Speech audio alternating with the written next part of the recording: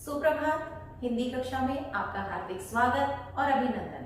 प्यारे बच्चों, मैं डॉक्टर आशा आज आपके लिए एक और नई अध्याय लेकर आई हूँ जिसका शीर्षक है कवि देव के सवैये, कि जो कि हमारे क्षितिज पुस्तक के काव्यखंड से लिए गए हैं। तो यहाँ पर हम सवैया प्रारंभ करने से पूर्व जानते हैं कि आखिर सवैया होता क्या है। सवैया एक वार्णिक छंद होता है जिसके प्रत्येक चरण में कम से कम 22 और अधिक से अधिक 26 वर्ण होते हैं, अर्थात 22 से लेकर 26 वर्ण जिसमें हो वो सवैया छंद कहलाता है, जिसमें वर्णों की गिनती की जाती है और 22 से 26 वर्ण होते हैं। तो अब हम चलते हैं इसके व्याख्या भाग की ओर, क्योंकि परीक्षा में हमारे काव्य सौंदर्य पूछा जाता है और भाव सौंदर्य। तो भाव सौंदर्य में हम उसकी विस्तार से चर्चा करेंगे। एक और लाभ होगा इसका विस्तार से चर्चा करने का कि हम यहाँ पर जो भी व्याख्या करते जाएंगे उस व्याख्या के आधार पर अगर प्रश्नोत्तर आते हैं तो उन प्रश्नोत्तर का भी आप बहुत अच्छी प्रकार से जवाब दे सके। तो चलिए हम शुरू करते हैं। कवि देव के सवैया में, इस सवैये में श्री कृष्ण के रूप सौंदर्य का वर्णन किया गया है कि कवि देव जो है कृष्ण की भक्ति में लीन है और यहाँ पर कृष्ण की भक्ति के करते करते वो कृष्ण के सौंदर्य को दिखाते हैं। क्या बताते हैं कवि देव? क्या कहते हैं? पायनी नुपुर मंजू बजे। पायनी मतलब पैरों में, नुपुर मतलब होता है घुंघरू, मंजू मतलब सुंदर, बजे मतलब बजते हुए।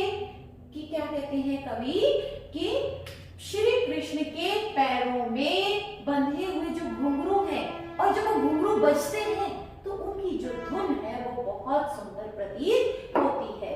कटी किंकिनी कै धुनी की मधुराई। कटी मतलब होता है कमर, किंकिनी एक प्रकार का आभूषण होता है जिसे करधनी बोला जाता है, जो कमर पर धारण किया जाता है और उसमें घुंघरू होते हैं। जब बच्चा जब चलता है तो उसमें से छन छन की आवाज सुनाई देती है। तो कवि क्या कहते हैं कि कटी किंकिनी, कटी मतलब होता है कमर, किंकिनी मतलब करधनी जो आभूषण कमर पर पहना जाने वाला आभूषण है, कै धुनी मतलब की धुन, की मधुराई की मधुरता, कि जो उन्होंने कमर पर आभूषण पहना हुआ है उसकी धुन मधुर सुनाई देती है, अर्थात मधुर प्रतीत होती है। तो ये पहली वाली पंक्ति का क्या अर्थ होगा कि श्री कृष्ण के पैरों में बजते हुए घुंघरू सुशोभित होते हैं या सुंदर लगते हैं और कमर पर जो उन्होंने आभूषण पहना हुआ है उसकी धुन मधुर सुनाई देती है। अर्थात जब श्री कृष्ण चलते हैं तो कमर पर जो करधनी उन्होंने बांधी हुई है उसकी जो धुन सुनाई देती है तो वो अत्यंत मनोहर लगती है, मन को हरने वाली लगती है, अत्यंत मधुर ध्वनि सुनाई देती है। आगे हम चलते हैं। सांवरे अंग लसै पट पीत। सांवरे मतलब सांवले, अंग मतलब शरीर पर, लसै मतलब सुशोभित होते हैं, पट पीत, पट मतलब होता है वस्त्र और पीत मतलब होता है पीला। तो इस पंक्ति का क्या अर्थ हुआ कि उनके सांवले अंगों पर, लसै मतलब सुशोभित होते हैं, पट मतलब पीले वस्त्र, की सांवले अंगों पर पीले वस्त्र सुशोभित होते हैं। ये पुलसे मन माल सुहाई।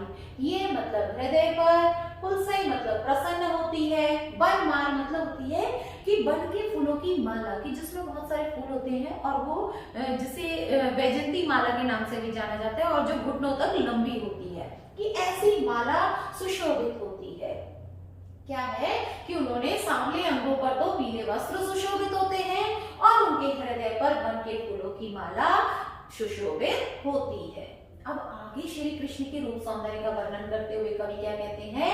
माथे किरीट बड़े दृढ़ चंचल। माथे मतलब मस्तक पर, किरीट मतलब मुकुट, बड़े दृढ़ मतलब होता है नेत्र, नेत्र का पर्यायवाची होता है, और चंचल मतलब चंचल, बहुत चंचल या नटखट। क्या है कि उनके माथे पर मुकुट सुशोभित हो रहा है और उनके बड़े बड़े चंचल नयन हैं जो एक स्थान पर स्थिर नहीं होते हैं।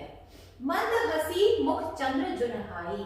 मंद मतलब होता है धीमी, धीमी हंसी है, मुख चंद्र मतलब चंद्रमा रूपी मुख पर, जुनहाई मतलब चांदनी, कि जैसे चांदनी सुशोभित होती है, चांद की चांदनी सुशोभित होती है, वैसे ही उनके चंद्रमा रूपी मुख पर धीमी हंसी चांदनी के रूप में सुशोभित होती है।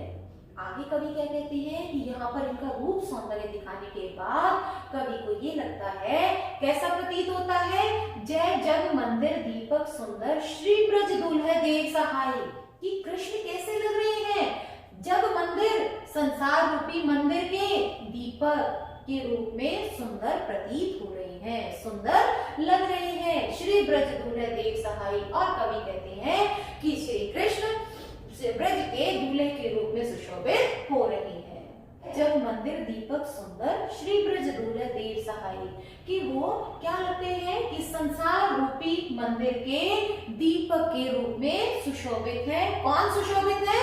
श्री ब्रज दूल्हे देव सहाय। कवि देव कहते हैं कि श्री कृष्ण दूल्हे के रूप में सज धज कर इस संसार रूपी मंदिर के दीपक के समान सुंदर प्रतीत हो रहे हैं। अर्थात जिस प्रकार से दीपक प्रकाश फैलाता है, उसी प्रकार से श्री कृष्ण का रूप सौंदर्य भी संपूर्ण संसार को आलोकित कर रहा है, संपूर्ण संसार को प्रकाशित कर रहा है, कि उनका रूप सौंदर्य दीपक की भांति प्रकाशमान है।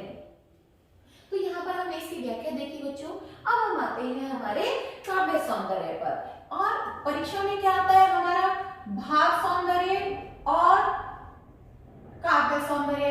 भाव में तो हमने क्या कर लिया, इसका हमने मीनिंग कर लिया सारा, कि हमने इसका मतलब जान लिया, इसकी व्याख्या कर ली हमने।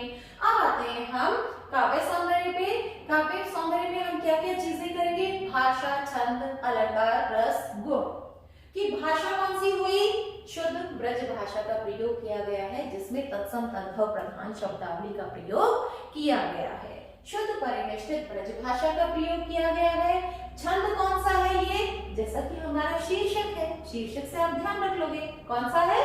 सवैया छंद। और सवैया छंद में मैंने क्या बताया था आपको, जिसमें 22 से लेकर 26 तक वर्ण होते हैं।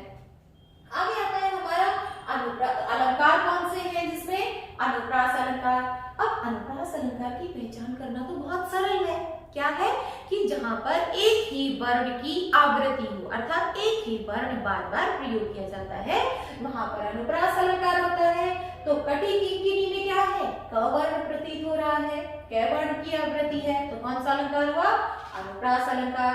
पट पीत में प वर्ण है, यह हुलसे में ह वर्ण की है। तो आप वहां पर लिखेंगे परीक्षा में कि आप ऐसा नहीं लिखेंगे कि अनुप्रास अलंकार का प्रयोग किया गया है। तो जो हमारे परीक्षाएं जांच करेगा उसे भी तो पता होना चाहिए कि हम जो लिख रहे हैं वो हम पूर्ण जानकारी के आधार पर लिख रहे हैं। क्या है कि कटी किंकिनी, आप ये लिखेंगे परीक्षा में कि कटी किंकिनी में क वर्ण की आवृत्ति, पट पीत में प वर्ण की आवृत्ति, ये हुलसे में है वर्ण की आवृत्ति के कारण अनुप्रास अलंकार है। और इसमें है रूपक अलंकार। मुख चंद्र मतलब चंद्रमा को, यानी कि मुख को चंद्रमा का रूप लिया गया है, कि चेहरा चंद्रमा का रूप है। और क्या होगा? जग मंदिर, कि संसार को मंदिर के रूप में लिया गया है। तो यहाँ पर हमारे 5 स्थान पर अलंकार है। कटी किंकिनी, पटपीत, ये हुलसे में अनुप्रास, और मुख चंद्र और जग मंदिर में रूपक अलंकार का प्रयोग किया गया है। रस कौन सा हुआ इसमें? भक्ति रस, क्योंकि कवि देव जो है श्री कृष्ण की भक्ति में लीन है। आगे आता है माधुर्य गुण का समावेश है, क्योंकि मधुरता गुण बातें कही गई है।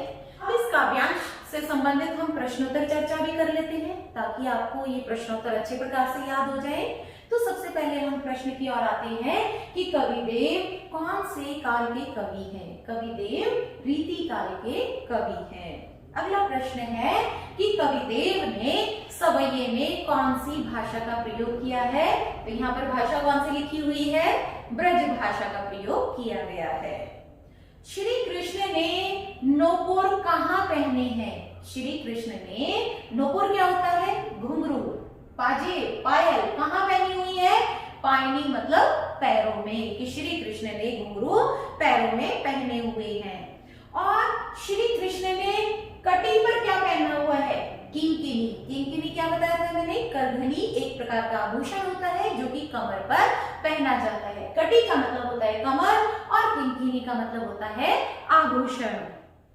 आगे है हमारे प्रश्न, किंकिनी कहाँ पहनने वाला आभूषण है? वही जो चीज मैंने अभी बताई है कि किंकिनी कहाँ पहनते हैं? कमर पर।